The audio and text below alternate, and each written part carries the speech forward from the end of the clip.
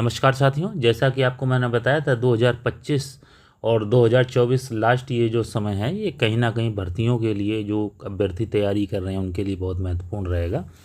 तो उसी क्रम में देखिए आज 14 अक्टूबर 2024 को उत्तर प्रदेश अधीनस्थ सेवा चयन आयोग लखनऊ विज्ञापन संख्या 11 परीक्षा 2024 में स्वास्थ्य कार्यकर्ता महिला मुख्य परीक्षा हेतु विज्ञप्ति जारी हो गई, जिसके आवेदन जो है जारी हो जाएंगे 28 अक्टूबर से और सबमिट करने की अंतिम तिथि होगी 27 नवंबर तक। और शुल्क समायोजन एवं आवेदन में संशोधन की अंतिम तिथि होगी 4/12/2024 यानी 4 दिसंबर 2024 तक। तो कहीं ना कहीं ये जो उन्होंने पेट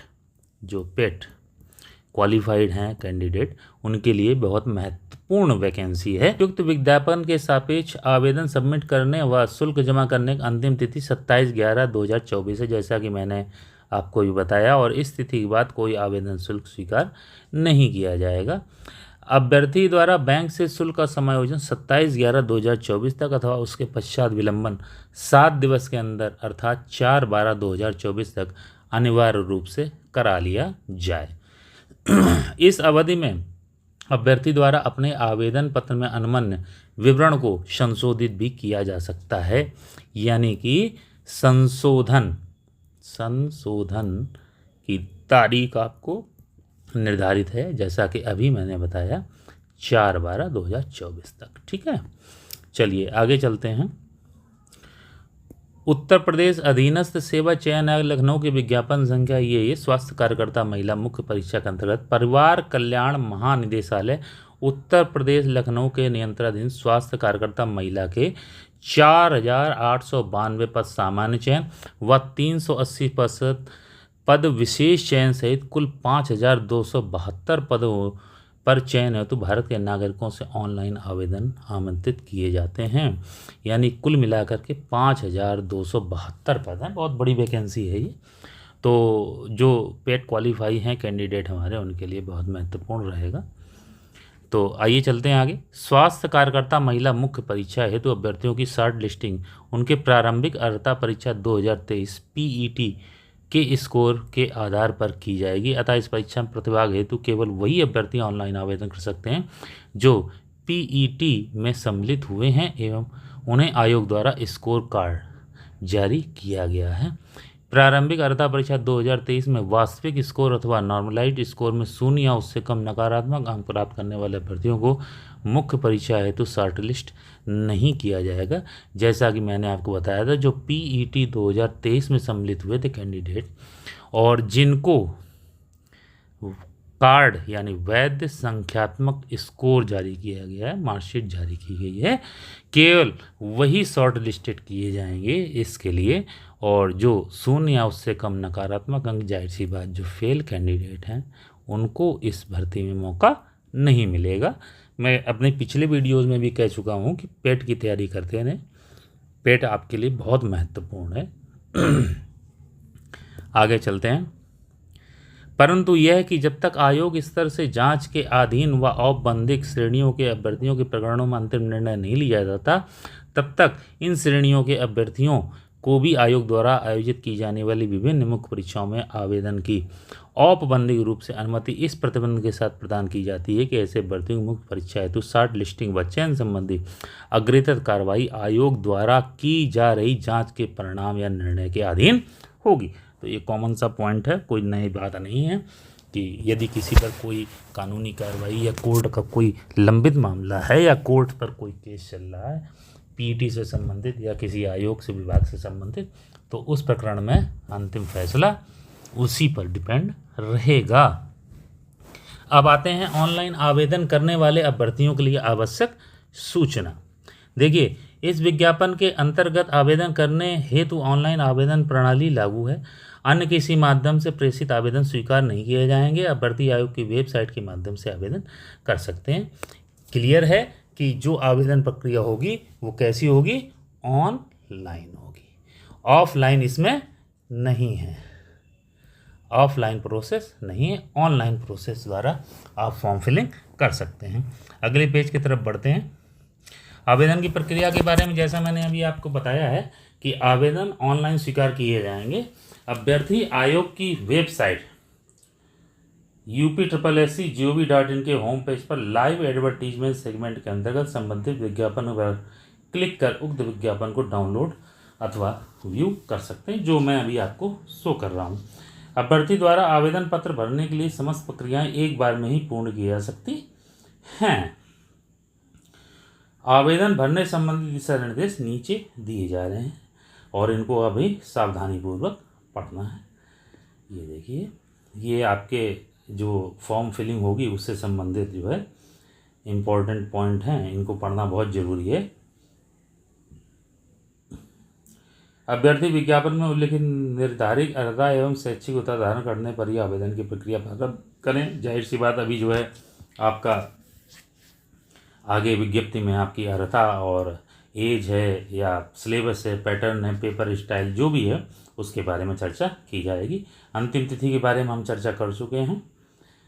आरक्षण या आयु सीमा के संबंध में जो भी गवर्नमेंट के रूल्स एंड रेगुलेशंस होते हैं उसके आधार पर ही काम होता है, कोई नई चीज़ नहीं है। आर्थिक रूप से कमजोर EWS श्रेणी के अंतर्गत आवेदन के इच्छुक हैं, इन आवेदकों से अपेक्षित है कि वे आवेदन करने में शुरू दिनांक 1/4/24 से 27/11/24 के मध्य निर्गत EWS प्रमाण पत्र जो वित्तीय वर्ष 2023-24 की आय पर आधारित हो तथा वित्तीय वर्ष 2024 हेतु मान्य हो को धारित करना सुनिश्चित करें। ये EWS कैंडिडेट के लिए महत्वपूर्ण बिंदु है कि फला तारीख के मध्य का निर्गत प्रमाण पत्र हो और 2024-25 हेतु मान्य हो। यहाँ पर ये बिंदु समझना पड़ेगा। आगे चलते हैं। विज्ञापित पद के लिए केवल एक ही आवेदन करना है। यहाँ पर ध्यान देने वाली बात है, एक कैंडिडेट एक आवेदन, ठीक है। तो ऐसा नहीं है एक कैंडिडेट जो है कई सारे आवेदन कर सके। आवेदन प्रक्रिया संबंधी आवश्यक निर्देश। प्रारंभिक अर्हता परीक्षा के रजिस्ट्रेशन नंबर के साथ अभ्यर्थी का प्रमाणीकृत लॉगिन। अभ्यर्थी को प्रारंभिक अर्हता परीक्षा, यही जो PET बताई थी अभी, के रजिस्ट्रेशन नंबर के प्रमाणीकरण हेतु 2 विकल्प उपलब्ध कराए गए हैं। कौन कौन से विकल्प हैं? व्यक्तिगत विवरण के साथ या तो लॉगिन कर सकता है या OTP के माध्यम से। तो जाहिर सी बात, जब आपने PET में रजिस्ट्रेशन कराया होगा तो आपने जो भी अपनी व्यक्तिगत जानकारी दी होगी, डेट ऑफ बर्थ है, मोबाइल नंबर है, तो उससे भी आप जो है लॉगिन कर सकते हो। और या OTP जो आपने नंबर दिया गया है रजिस्टर्ड मोबाइल नंबर या ईमेल पर OTP प्राप्त करके आप भी लॉगिन कर सकते हो। अब आवेदन पर जाते हैं। लॉगिन करने के उपरांत क्या करना है? अपनी व्यक्तिगत सूचनाएं जैसे नाम, पिता, माता, उत्तर प्रदेश के निवासी होने संबंधी विवरण, श्रेणी कौन सी है, लिंग क्या है, वैवाहिक स्थिति क्या है, मोबाइल नंबर, ईमेल आदि ऑटोमेटिक जो है वहाँ पर रिप्रेजेंट होने लगेंगे, चूँकि आप पहले से ही रजिस्टर्ड हैं साइट पर। अभ्यर्थी को विज्ञापन में प्रकाशित अनिवार्य शैक्षिक अर्हता से संबंधित विवरण भरना होगा। अभ्यर्थी द्वारा शैक्षिक योग्यता धारण करने के संबंध में यस और नो विकल्प का चयन करने के उपरांत बोर्ड, संस्था, विश्वविद्यालय का नाम, उत्तीर्ण करने के वर्ष, सर्टिफिकेट, रोल नंबर, अर्हता संबंधी प्रमाण पत्र जारी करने की तिथि या प्राप्तांक संबंधी विवरण आदि अंकित किया जाना होगा। अभ्यर्थी को उपयुक्त सूचनाएं भरने के पश्चात रजिस्ट्रेशन पेज पर नीचे को इंटर वैलिडेशन कोड में दिखाए गए वेरिफिकेशन कोड की प्रविष्टि करने के पश्चात सबमिट बटन पर क्लिक करना होगा। फॉर्म सबमिट होते ही अभ्यर्थी का आवेदन पत्र प्रदर्शित होगा, जिसमें 11 अंकों का रजिस्ट्रेशन नंबर सहित अन्य विवरण होगा। अभ्यर्थी इसकी एक प्रति मुद्रित कर अपने पास रखें, जिसे आवश्यकता पड़ने पर प्रस्तुत करना होगा। चलिए, फोटो तथा हस्ताक्षर, ये महत्वपूर्ण बिंदु है भाई। देखिए, इस भाग में अभ्यर्थी द्वारा प्रारंभिक अर्हता परीक्षा 2023 में अपलोड की गई फोटो तथा हस्ताक्षर स्वतः प्रदर्शित होगा। अभ्यर्थी द्वारा इसमें कोई संशोधन अथवा परिवर्तन नहीं किया जा सकेगा। जो आपने PET में लगाई थी फोटो हस्ताक्षर से, वही होगी, उसमें आप कोई संशोधन नहीं कर सकते। वहाँ पर केवल आपको कंटिन्यू का बटन दबाना है। अन्य विवरण के बारे में देखें। इस भाग में अभ्यर्थी को अधिमान्य अर्हता के संबंध में यस और नो में से किसी एक विकल्प को चुनना होगा। इस भाग में अभ्यर्थी द्वारा प्रारंभिक अर्हता परीक्षा 2023 में दर्ज किया गया स्थायी व भ्रष्टाचार का पता भी स्वतः प्रदर्शित होगा। कुल मिला के फॉर्म फिलिंग में किसी तरह की कोई समस्या नहीं आने वाली, जो कि आप पहले से ही साइट पर रजिस्टर्ड हैं PET के दौरान, तो इसलिए आपको सारी जानकारी आ जाएगी। अधिमान्य अर्हता संबंधी जो जानकारी मांगी जाएगी केवल आपको वो देनी है, ठीक है। और ये घोषणा तो जाहिर सी बात है, जब आप फॉर्म फिलिंग करेंगे तो घोषणा आपको देनी पड़ती है। फीस और भुगतान के संबंध में आ जाते हैं। फीस भुगतान एवं समायोजन तथा एप्लीकेशन फॉर्म सबमिशन। अभ्यर्थी निर्धारित शुल्क का भुगतान UPI, SBI, internet banking, credit card, debit card या ई चालान के माध्यम से वेबसाइट पर दिए गए निर्देशों का पालन करते हुए तत्काल कर सकते हैं। अन्य किसी माध्यम से निर्धारित शुल्क का भुगतान नहीं किया जा सकता। ठीक है, तो यानी कि आपके पास कौन कौन से ऑप्शन रहेंगे? क्रेडिट कार्ड है, डेबिट कार्ड है, इंटरनेट बैंकिंग है, यूपीआई है या एसबीआई के ई चालान के माध्यम से। ठीक है, तो इन चीज़ों का ध्यान रखना पड़ेगा। अब ये तो वही प्रोसेस है कि भाई आपने कर दिया है तो इसके संबंध में आपको नोटिफिकेशन आएगा कि क्या आपने किया है, प्रिंट आउट निकाल लीजिए उसकी फ़ीस का और क्या होम पेज पर एप्लीकेशन सेगमेंट।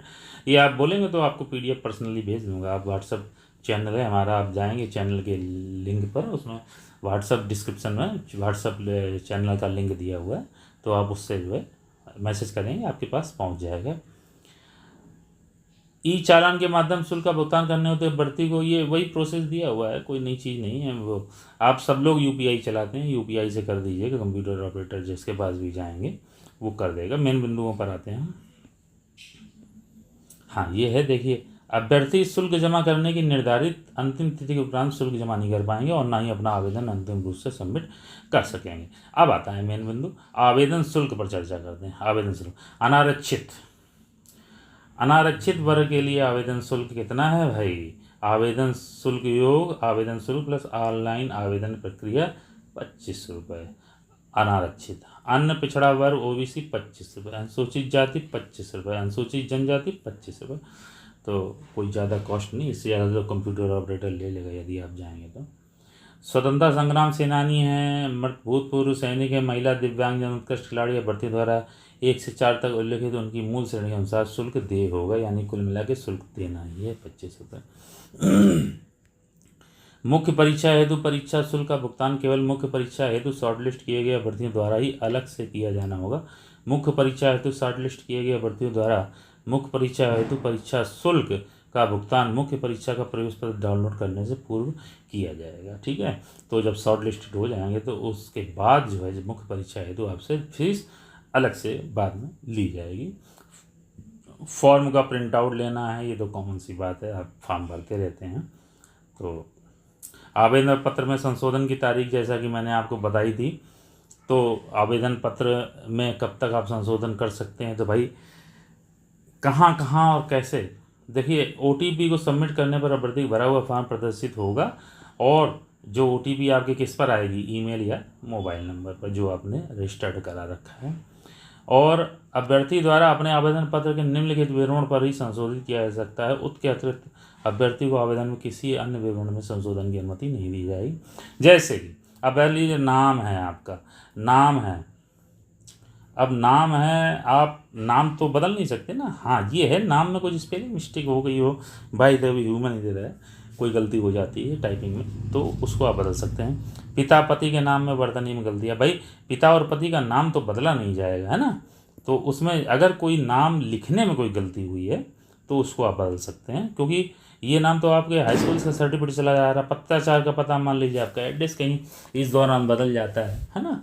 अन्य व्यक्तिगत विवरण जैसे EWS क्षैतिज अक्षर की श्रेणी है वगैरह वगैरह, जाति की श्रेणी है, जेंडर है, आवेदन के जेंडर भी बदल सकता है आजकल तो। आवेदन में अनिवार्य अधिगामी अर्हता संबंधी अन्य विवरण जो भी आप चेंज करना चाहें।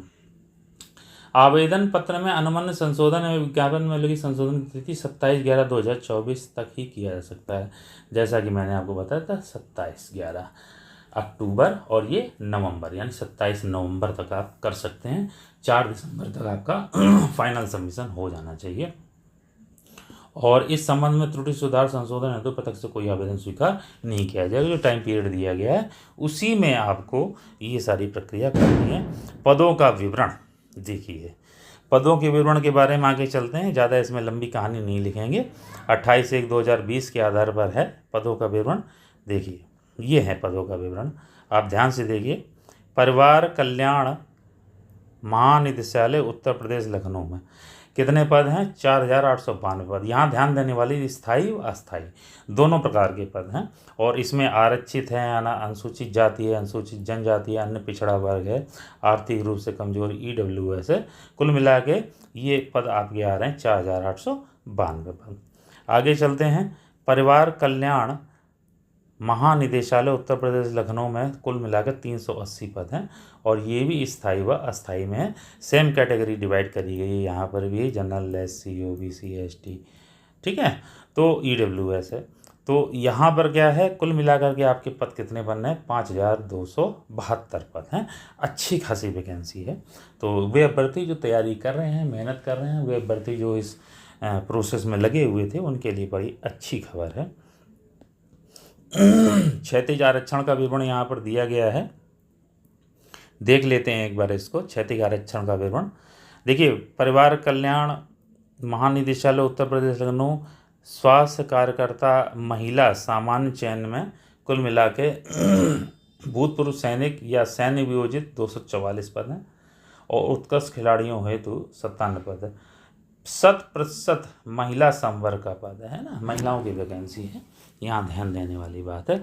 इसी तरीके से यहाँ पर आपके परिवार कल्याण महानिदेशालय उत्तर प्रदेश लखनऊ में आपके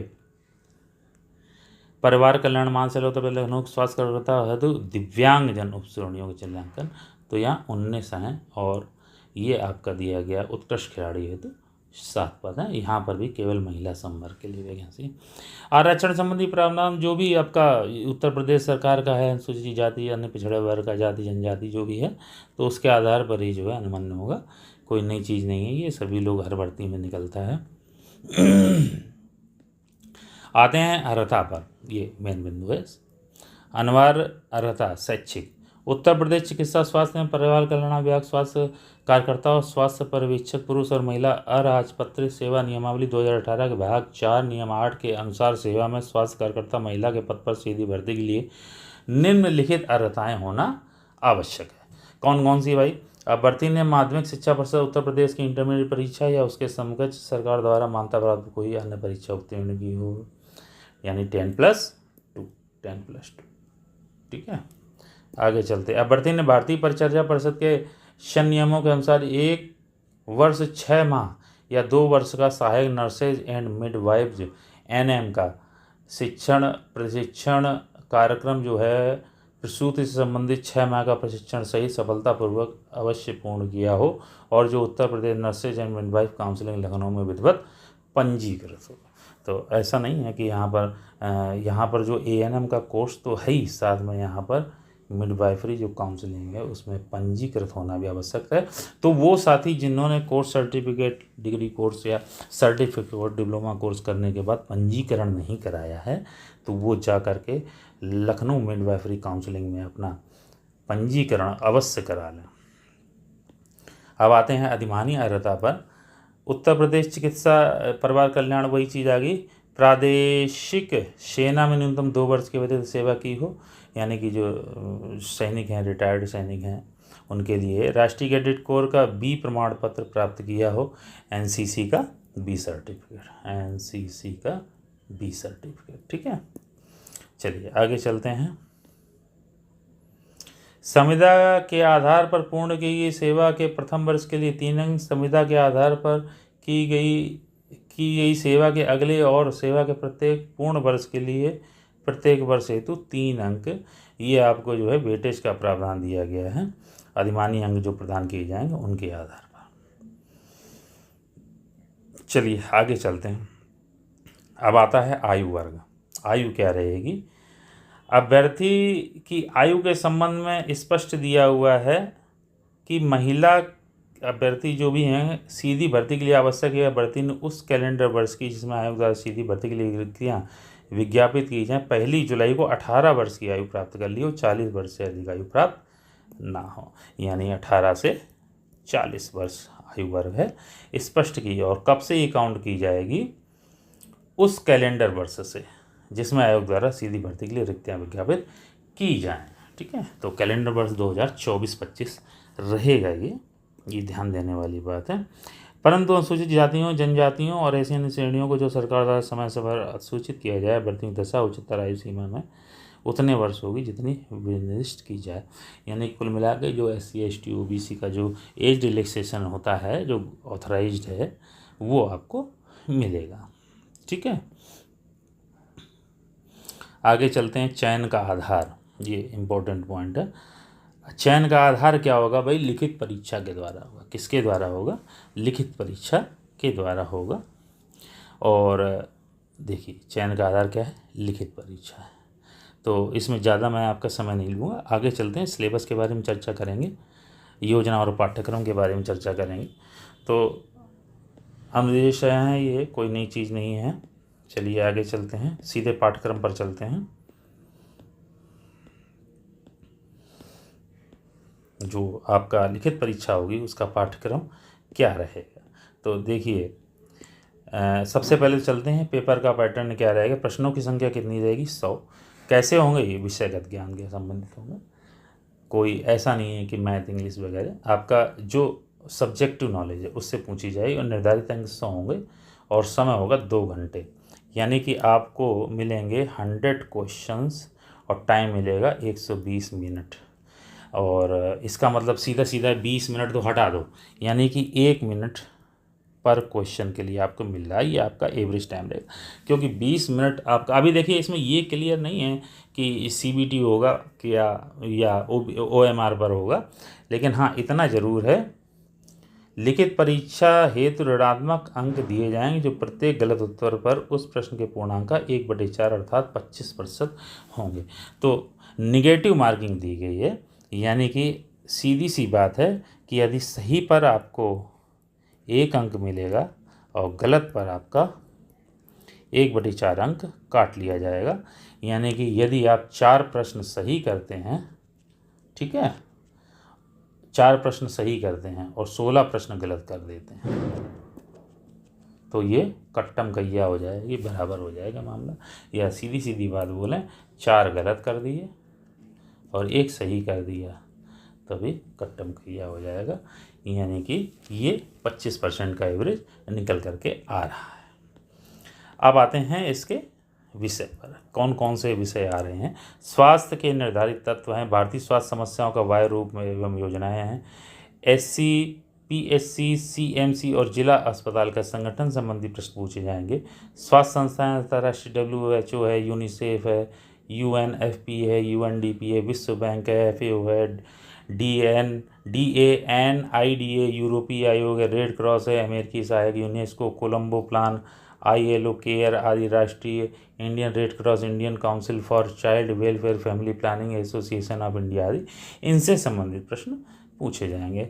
स्वास्थ्य कार्यकर्ताओं के कार्य एवं दायित्व, ANM के लिए आचार संहिता क्या है, समुदाय के लोगों की सलाह देने में स्वास्थ्य कार्यकर्ताओं की भूमिका, स्वास्थ्य के लिए पोषण की आवश्यकता, पोषण एवं बीमारी का आपसी संबंध, खाद्य पदार्थों का पोषण के आधार पर वर्गीकरण, विभिन्न आयु वर्ग के लिए संतुलित आहार, विटामिन और खनिज की कमी से होने वाले रोग और महिलाओं में पोषण जनित रक्ताल्पता, 5 वर्ष तक के बच्चों का पोषण में ANM FHW आंगनबाड़ी कार्यकर्ता की भूमिका, मानव शरीर की संरचना और शरीर प्रणाली और उनके कार्य, शरीर की स्वच्छता, मानसिक स्वास्थ्य की अवधारणा, संक्रामक रोगों के नियंत्रण में रोकथाम हेतु सामान्य उपाय, संक्रामक रोग लक्षण, बचाव, उपचार, डिप्थीरिया, काली खांसी, टिटनेस, पोलियो, खसरा, तपेदिक, चिकनपॉक्स, कंठमाला, रूबेला, आंत्र ज्वर, hepatitis, rabies, malaria, dengue, filaria, कालाजार, ट्रिक्रोमा, नेत्रश्लेष, मलाशोथ, खुजली, STD और HIV AIDS, encephalitis, leptospirosis, तीव्र श्वसन संक्रमण, दस्त रोग, कृत्रिम संक्रमण,